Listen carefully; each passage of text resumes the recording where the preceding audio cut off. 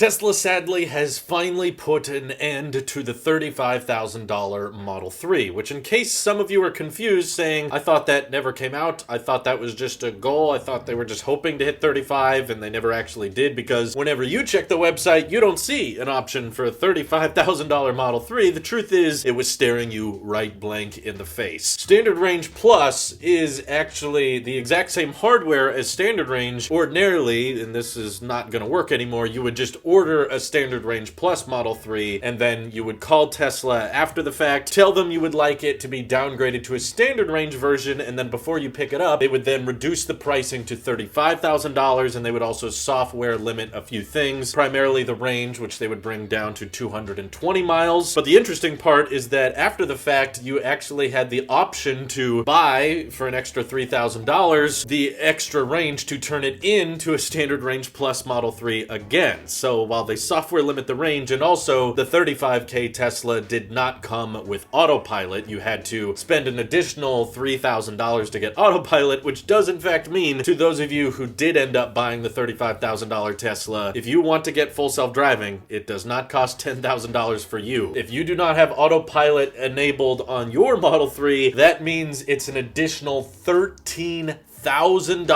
after a $35,000 Tesla to actually get those full self-driving features. That's 13 grand worth of software packages, which must be some kind of record for a vehicle at this price point. But obviously, as you can tell by me explaining it, it's a little bit confusing, and frankly, it's not that big of a shocker that Tesla isn't allowing it anymore, because there's likely very low number of people that actually knew it existed and was an option in the first place, and I bet a lot of people that are interested in Tesla probably wanted autopilot, and with Standard Range, they already felt like they weren't getting quite the insane range that the long range option has. So I imagine most people were willing to just put up with spending $38,000 to get a much better vehicle with the autopilot package, and with, before the 2021 refresh of the Model 3, 250 miles of range. But of course now, the cheapest Tesla is the actual Standard Range Plus 2021 Model 3, but I will say that is a much better model than Tesla initially unveiled. So on one hand, it's sort of an end of an era. We can't say Tesla start at $35,000 anymore like we have for the past couple of years, but that base model is a whole lot better than that 35K model, because for one, we got the matte black trim by default now. Yes, that even comes with the Standard Range option, as does the powered liftgate equipped on the trunk, which means that, yeah, on these later generation Model 3s, even the cheapest one at $38,000, you can press a button on the center console or from your phone and the trunk will automatically open, and there's another button on the inside of the trunk that lowers it, kind of like a Model Y, it's just not a hatchback. And the range of Standard Range Plus was recently increased to 263 miles of range, which I found pretty impressive if you consider back in 2018, Tesla used to sell a mid-range Model 3 that actually would get around 260 miles per charge. So now, that Standard Range option has the same range as the mid-range option they used to sell, and sure, it's a bit more expensive, but autopilot is now included by default. When the Model 3 first came out, autopilot was not a standard feature, and you're getting that updated center console design that doesn't collect as many fingerprints as the initial Model 3s did. Some people don't like the new center console, but I personally think it looks pretty great, and I think it'll age a lot better than the piano black center console. So knowing that you have the added range benefits, and knowing that you have the powered liftgate and the Chrome Delete now by default, so it doesn't really make sense to keep calling it Chrome Delete, I think that while Tesla no longer has that really